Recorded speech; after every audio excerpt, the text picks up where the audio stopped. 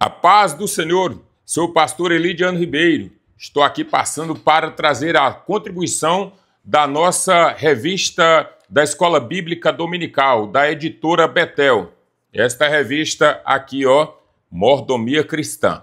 Essa revista traz assuntos que serão muito importantes para o nosso dia a dia daqui em diante no que tange a proposta da administração, da mordomia, do cuidado que nós, enquanto igreja, devemos ter. Esse é o nosso canal Teologia para Todos e neste canal nós estaremos disponibilizando para você os comentários referentes à nossa revista da Escola Bíblica Dominical, da editora Betel.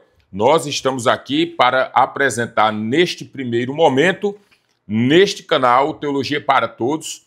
Você acesse o canal, compartilhe o link, faça a sua inscrição. E tenho certeza que Deus te abençoará poderosamente.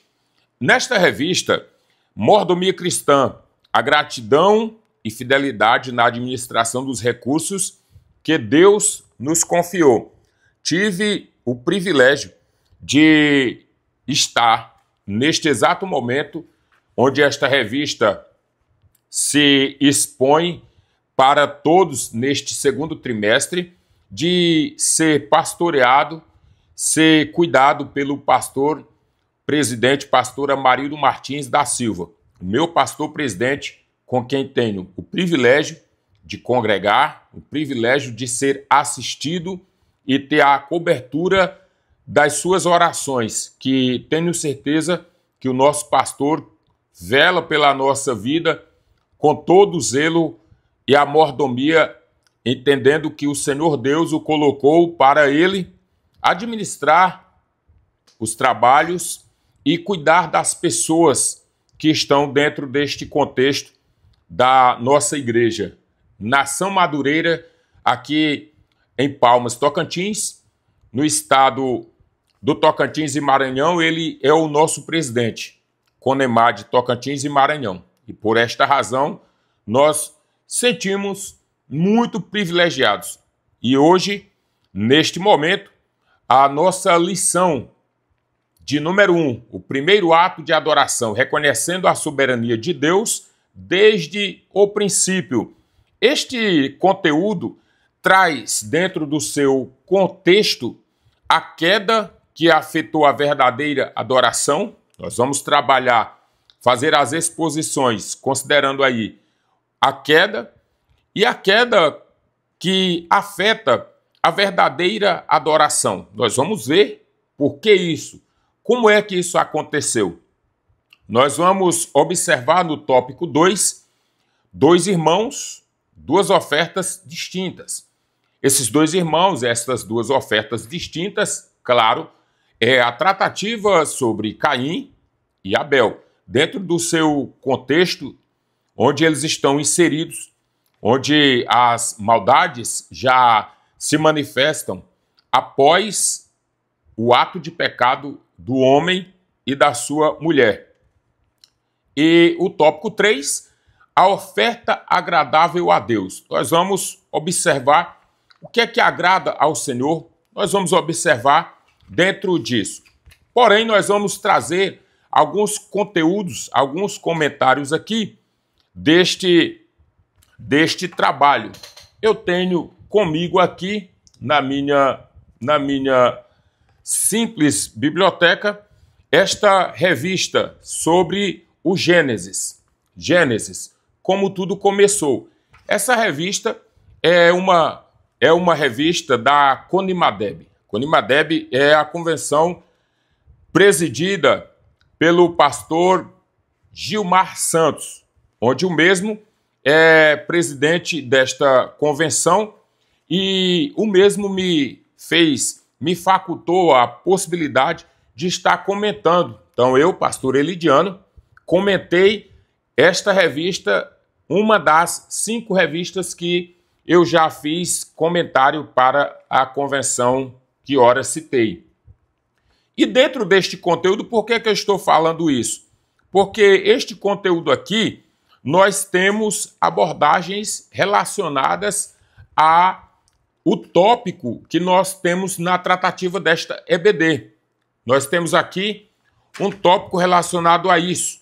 Por exemplo, tópico 2 desta lição de número 3 desta revista que eu fiz o comentário, o bem e o mal manifestado em família. Eu fiz uma argumentação sobre Abel como a representação da semente boa ou da bondade e Caim como a representação da má semente ou a representação da maldade. O que vem, claro, trazer o texto, como é que eu cheguei a essa conclusão, com a análise do texto da primeira carta de João, capítulo 3 e versículo 12, porque ele trata exatamente de Caim dentro da sua característica comportamental, do que ele estava fazendo e, por assim dizer, o que ele estava representando. Então eu fiz essa tratativa. Então, argumentos e conteúdos nós temos trabalhado para isso. A queda afetou verdadeiramente, ou a queda afetou a verdadeira adoração. Veja, o nascimento de Caim e Abel. Observe lá aqui o que acontece. Deus diz assim, olha, de toda árvore comereis livremente, mas da árvore do conhecimento do bem e do mal, dela não comereis, porque no dia que comerdes, certamente morrerás. Ponto. Essa é uma questão que Deus estabelece. Observe que no dia que comer, morrerá. Qual é a morte? A morte espiritual. Morreriam espiritualmente. Se abririam os olhos e passariam a enxergar o que não enxergavam, ou seja, a nudez. Então, após o pecado, abriram-se os olhos. Quais os olhos? Os olhos da consciência. Os olhos da consciência de Adão e Eva se abrem. Ao se abrirem esses olhos da consciência, o que é que nós temos aqui? Nós temos as duas naturezas que se manifestam.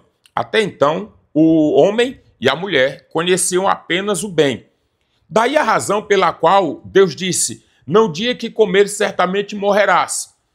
E o diabo chega para a mulher, a serpente chega para a mulher e disse, é assim que Deus disse? Não comereis do fruto dessa árvore? E ela diz, não, é assim que Deus disse, não comereis, nem nela tocareis, porque no dia que tocar nela, certamente nós morreremos. Aí, no dia que tocar nela, morreremos. E Satanás, astuto como é, disse, certamente não morrerás. Por quê? Aí ele apresenta uma justificativa falaciosa. Por quê? E ele diz, porque no dia que você comer, você vai ser como Deus. Conhecendo, você vai ser como Deus. Pronto. Foi o que o diabo disse. No dia que você comer, você vai ser como Deus. Olha aqui, ó. Capítulo 3, versículo 5 do Gênesis. Então, versículo 4 e 5. Então, a serpente disse à mulher, certamente não morrereis. Porque é uma resposta implícita, uma resposta clara a uma pergunta implícita. Ele responde, porque Deus sabe que no dia em que dele comerdes, se abrirão os vossos olhos. Que olhos são esses aqui que se abriram? Porventura, Adão e Eva eram cegos? Porventura, eles não enxergavam fisicamente? Não. Então, quando ele diz assim, porque Deus sabe que no dia em que dele comerdes, dele quem? O fruto. O fruto é do conhecimento do bem e do mal. Observe, bem e mal. No dia em que dele comerdes, certamente morrerás. Então, ela disse, porque Deus sabe que no dia em que dele comerdes, se abrirão os olhos, se abrirão os olhos, o diabo não está mentindo. João 8,44 diz que ele é o pai da mentira. Mas aqui ele não está mentindo, ele está falando verdade. Mas uma verdade falada pelo pai da mentira não anula a sua característica essencial de mentiroso. Mas ele está falando verdade. E muitas vezes o diabo derruba as pessoas, não é mentindo, é falando verdades. Verdades que instigam as pessoas a praticarem algo que, embora verdade, mas pela razão, tenta se sobrepor a alguma situação que leva-lhe a um precipício, a um prejuízo. Então, o diabo diz: se abrirão os vossos olhos. Que olhos? Os olhos da consciência. Os olhos da consciência. Os olhos do entendimento do que é mal, porque então só conhecem o bem. E sereis como Deus, vírgula, sabendo o bem e o mal. Pronto. É o que Deus tem por consciência de conhecimento de todas as coisas. Pela sua onisciência, ele conhece o bem e conhece o mal. Até porque foi pela maldade do inimigo que ele o expulsa do ambiente onde não cabe maldade, onde não cabe ódio, onde não cabe inveja. Do plano eterno em Deus, diante do trono do Pai, não cabe isso. Por essa razão, não vai entrar lá quem está portando estas características satânicas da mentira, da inveja, da promiscuidade e tantos outros assuntos aí correlatos, elencados lá em Apocalipse capítulo 21, versículo 8. Depois você vai lá na sua Bíblia e confere. E sereis como Deus, sabendo o bem e o mal. Ele não mentiu. E Deus, lá na frente, depois que eles pecaram, depois que eles comeram, lá na frente, Deus disse assim para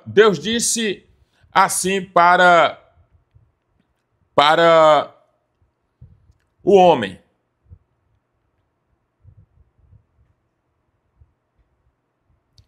Versículo do capítulo 3. Então, versículo 22, capítulo 3, versículo 22. Então disse o Senhor Deus: eis que o homem é como um de nós. Ponto. Capítulo 3, versículo 5, o diabo disse: Deus, vocês serão como Deus. Verdade. Verdade que o próprio Deus, capítulo 3, versículo 22, o próprio Deus diz. Então disse o Senhor Deus: eis que o homem é como um de nós, sabendo o bem e o mal. Eis que o homem é como um de nós, sabendo o bem e o mal. Diante disto aqui, diante desta afirmação, aqui nós temos, então, o pecado quando entra, o homem e a mulher ainda não geraram. O homem e a mulher ainda não geraram. É o que a gente apresenta, é o que está apresentado dentro desta pauta, deste comentário aqui. O homem e a mulher ainda não geraram. Eles vão gerar o primeiro filho, eles vão gerar filhos, eles vão gerar a partir do capítulo 4. Capítulo 3, eles são expulsos da presença de Deus, por consequência do pecado. Já no capítulo 4, o texto diz assim: conheceu Adão a Eva, sua mulher, e ela concebeu e deu à luz a Caim, e disse: alcancei do Senhor um homem, ou alcancei do Senhor um varão. Esta é uma afirmação a respeito do nascimento de Caim. Lembram lá? E aí, mais adiante, no versículo 2, e deu à luz mais a seu irmão Abel. Então Abel vem depois de Caim, e deu à luz mais a seu irmão Abel. E Abel foi pastor de ovelhas, e Caim foi lavrador da terra. E aconteceu ao cabo de dias que Caim trouxe do fruto da terra uma oferta ao Senhor. A oferta ao Senhor. Capítulo 4, versículo 4. E Abel também trouxe. Se ele também trouxe, Adam Clarke, comentando o Gênesis, Adam Clarke diz que esta palavra também é um indicativo de que Abel oferece algo ao Senhor. Isso não é a Bíblia que está dizendo, isso é comentário exegético. O Adam Clarke diz: Abel também trouxe. Esta palavra também é um indicativo de que ele executa uma proposta de oferta como Caim o fez. Caim trouxe, segundo o texto bíblico, Caim trouxe do fruto da terra, Caim trouxe do fruto da terra uma oferta ao Senhor. Então a característica aqui é de oferta. Caim trouxe uma oferta ao Senhor do fruto da terra. E Abel também. Então, segundo a proposta de Adam Clarke, também trouxe, ou seja, uma oferta. Ele fez, é como se ele estivesse implicitamente dizendo, e Abel fez também uma oferta ao Senhor. Abre parênteses, paráfrase minha, entendo eu. É como se Abel tivesse feito uma oferta ao Senhor e também, ou algo mais, ou fez algo mais, ou fez algo mais superior, ou fez algo maior. Guarde a palavra, maior. E Abel também. Além disso, é como se o escritor estivesse dizendo assim, ó, Abel também. Ou seja, além disso, trouxe dos primogênitos das suas ovelhas e da sua gordura. Observa. Dos primogênitos da sua ovelha e da sua gordura. E por que a ideia de maior? Porque a ideia de maior ela é evidenciada nessa questão aqui. Fazer algo a mais. Fez isto, mas também fez aquilo que é superior. Quem é que diz isso, professor? Quem é que faz esse apontamento aí, professor? Abre a sua Bíblia, Hebreus capítulo 11. Eu sou fascinado com a Bíblia porque ela não deixa nada solto. Ela fecha todos os assuntos. Adam Clarke, comentário exegético, diz, e Abel também indicação de algo a mais, de algo maior, de algo superior, de uma proposta diferenciada, para além do fruto da terra, um sacrifício, para além da oferta, um sacrifício. Observe, Hebreus capítulo 11, versículo 4, pela fé, Abel ofereceu a Deus maior. Ó, o texto diz, não é melhor. Não é melhor. É maior sacrifício do que Caim, pelo qual Deus alcançou o testemunho de que era justo, dando Deus testemunho dos seus dons e por ela, depois de morto, ainda fala. O que entendemos no texto bíblico, o que está claro, evidente no texto bíblico, é que Deus olhou para Abel. Olhou para Abel. É o que diz o texto bíblico. Não podemos ir além do que o texto nos esclarece. O texto diz que Deus atentou para Abel. A primeira característica não é o ter, não é o fazer. Entenda? Deus não está procurando ativistas. O ativismo, ele está ancorado no fazer. Deus não está procurando ativistas da fé. Deus não está procurando ativismos da adoração. Não. Não é fazer. Deus está procurando não é o ter.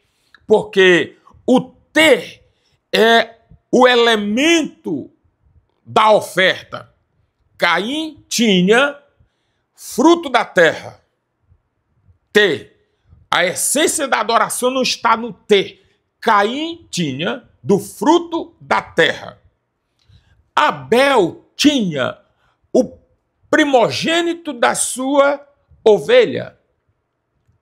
Mas não é o ter e não é o fazer. O que essencialmente reverbera no plano eterno é o ser. É o ser. Ou seja, o ser adorador está para além do ter para oferecer, está para além do fazer a oferta. Abel, ele era adorador. Isso é a essência. Não é pelo que ele tem para fazer, não é pelo seu fazer a partir do que tem, mas pelo seu ser, que é daqui para lá. Era entendimento. O que é que eu preciso aqui? É entendimento. O que nós precisamos enquanto adorador. Por que Deus atenta para o ofertante e não para a oferta? Porque o ter é secundário na proposta do ser. O que mais é valorizado, pessoas, é o ser na presença do divino e não o ter diante do divino. Deus não está procurando quem tem, está procurando quem é. Deus não está procurando quem faz, está procurando quem é. Porque quem é essencialmente adorador, como Abel, fará do que tiver de melhor. Mas o seu coração é sempre direcionado à proposta do Deus eterno. Então, aqui o que nós entendemos é que Deus atenta para o ofertante, Abel. E Deus não atentou para Caim e a sua oferta. A questão é a motivação que só Deus conhece, resulta na aceitação ou na reprovação.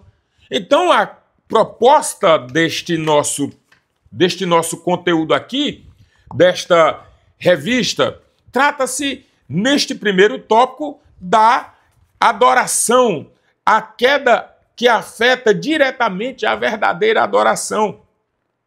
Então, eu poderia dizer aqui, eu poderia, por questão de análises, por conjecturas, não que o texto bíblico diga isso, mas eu poderia observar quem mais se parece aqui com o que Deus tem. Quem mais se parece, o que mais leva a parecer com o próprio Cristo que viria depois. Por exemplo, vamos lá. Adão era lavrador.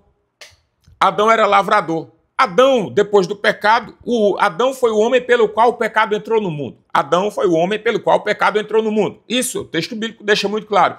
Por um homem, o pecado entrou. Romanos já trata dessa questão. Por um homem, o pecado entrou, mas por um homem também o pecado foi tirado. Então, o segundo Adão, que é Cristo, ele vem para trazer a reconciliação do homem para com Deus, uma vez que o primeiro homem fez com que o homem perdesse a sua reconciliação com o Criador. O segundo homem, o segundo Adão, na pessoa de Cristo, vem para reconciliar o homem no caminho da adoração. Essa é uma questão. Gênesis capítulo 2, versículo 15, o texto bíblico diz que Deus pegou o homem que havia formado e colocou no jardim para lavrar e guardar. Então, Adão era lavrador e era cuidador ou guardador do jardim. Então, Adão era lavrador. Vem comigo. Adão era lavrador. Caim, quando Caim nasce, o texto bíblico diz que Caim era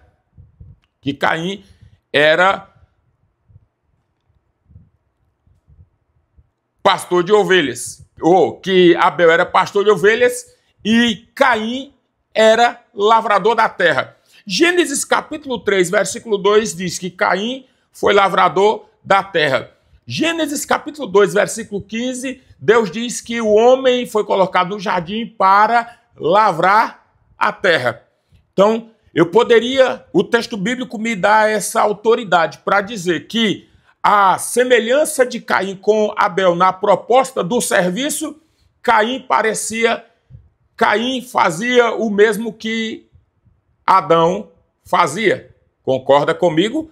O texto bíblico me dá essa autoridade para afirmar que Caim, sendo lavrador, Gênesis 3:2, tinha a mesma característica de Adão em Gênesis 2:15, que o Senhor pegou o homem que havia formado e colocou no jardim para lavrar e guardar, para cultivar e para guardar. Observa.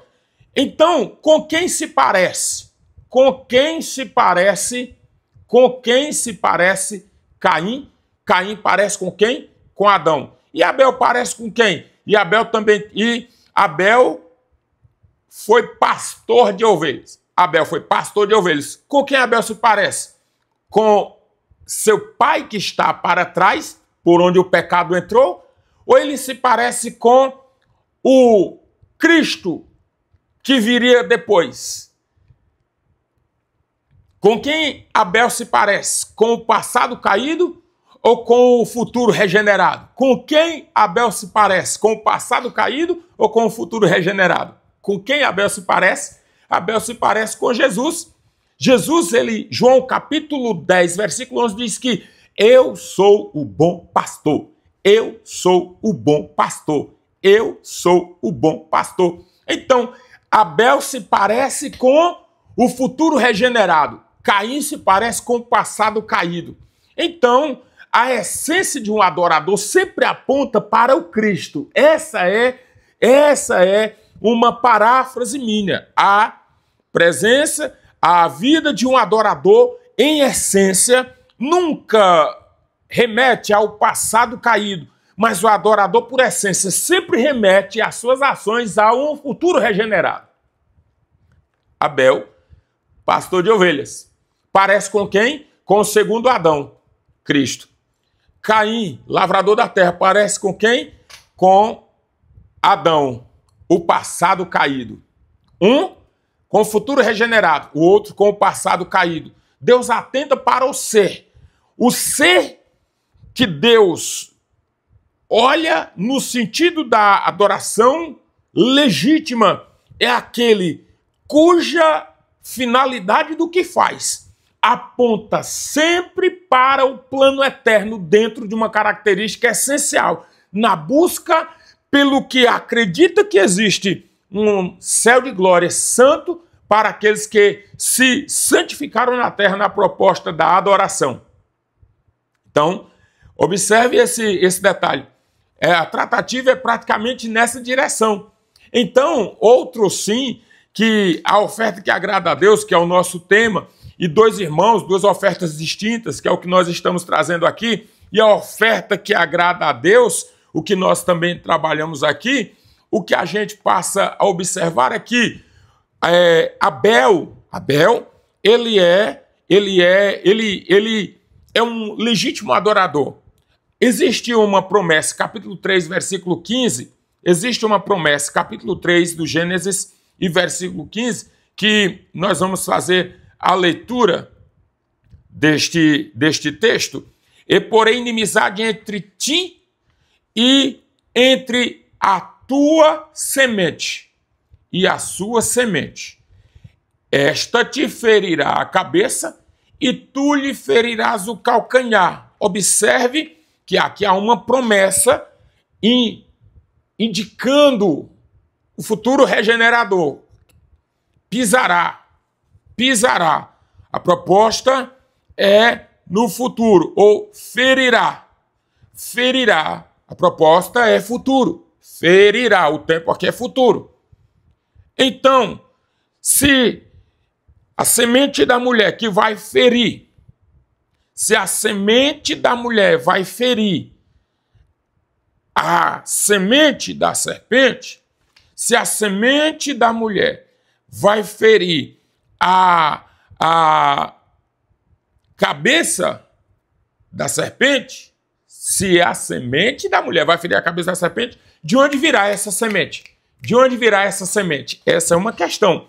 De onde virá esta semente? Esta semente viria a partir de Abel. Por quê? Porque ele aponta para uma perspectiva daquilo que tem semelhança com o que viria a ser pastor dos pastores. pastor de todos, Jesus Cristo. Abel é assassinado por consequência do pecado, Abel é assassinado pelo seu irmão. Então, quando Caim matou Abel, a grande questão é de onde virá a semente que vai ferir no futuro a cabeça da serpente. De onde virá a semente que vai ferir a cabeça? Viria da descendência maldosa de Caim? Viria da descendência maldosa de Caim? Porventura, o Rei dos Reis e Senhor dos Senhores viria a partir de uma semente má, manifestada, reverberada na vida de Caim, sua geração e sua descendência? De modo nenhum. Então, Caim matou Abel. Parece que a adoração parou, a adoração cessou, Caim adorou a Deus, depois o seu irmão lhe mata. E o texto bíblico leva-nos à conclusão de que a adoração parou. Por que, pastor, o senhor diz isso? Que a adoração parou? Porque Gênesis capítulo 4, versículo 25 diz assim: e tornou Adão a conhecer a sua mulher, e ela deu à luz a um filho, e chamou o seu nome Sete. Porque disse ela: Deus me deu outro filho no lugar de Abel, porquanto Caim o matou. Então Deus me deu outro filho no lugar de Abel. Por quê? Porque Caim havia matado. Quem era Abel?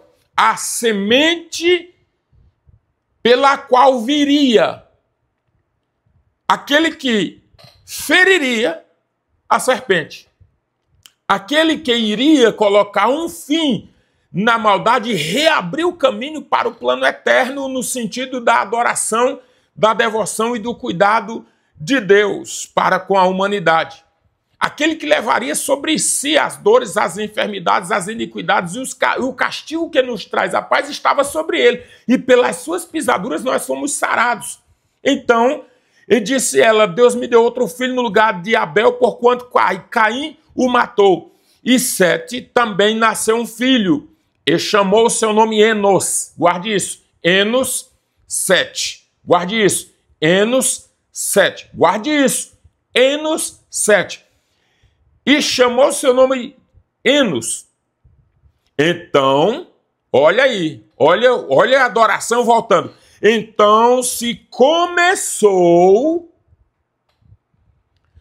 o culto parou lá em Abel. Abel foi morto, porque ofereceu o sacrifício maior, porque Deus olhou para ele, para a sua oferta.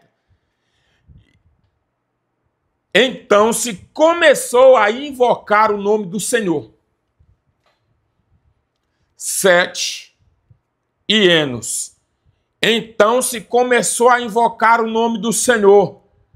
Olha o que é que diz o texto bíblico na genealogia de Jesus, na perspectiva de Lucas, capítulo 3, versículos 23 a seguir, trata da genealogia de Jesus, mas eu fico com o versículo 37 e 38, que fecha a nossa pauta.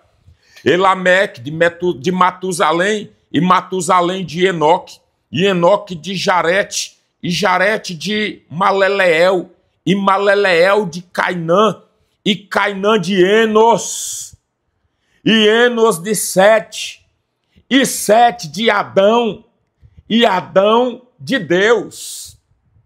Observe o que é que Lucas traz na proposta genealógica. Faça o link entre Sete, Enos, Sete, Adão e Deus. O que é que Lucas está dizendo? Que a proposta cultica da verdadeira adoração passa diretamente por aqueles que são oriundos de uma descendência cuja maldade não estava sendo parte dela. Não é da semente de Caim que vem o Salvador. Observe. Não é da... Mas Adão não foi pai de Caim? Foi. Mas Adão foi pai de Caim. Apesar dele ser pai de Caim, ele não exerceu maldade. Ele não tinha semente do maligno dentro do seu coração. Porque uma coisa é a pessoa ter a semente, uma semente maligna, um pensamento, um comportamento maléfico. Outra coisa é uma pessoa cometer um ato de pecado, mas ainda assim entender que precisa reconciliar-se. Pedro e Judas pecaram da mesma forma. A proposta lá é uma só. Um negou e outro traiu. Ambos pecaram horrivelmente. A diferença é que um chora amargamente e reconcilia, e o outro não reconcilia, apenas tem remorso pelo que faz, mas não se converte das suas ações. Essa é a grande questão. Então, a proposta de adoração está aqui, ó. Para mais conteúdos, siga no nosso canal aí. Deus te abençoe. Fica com ele e até a próxima. Esse foi o nosso conteúdo Mordomia Cristã, na nossa lição de número 1. Compartilhe, acesse o nosso canal e fique antenado. Ative o sino para mais. Fique ligado. Teologia para todos. Deus abençoe.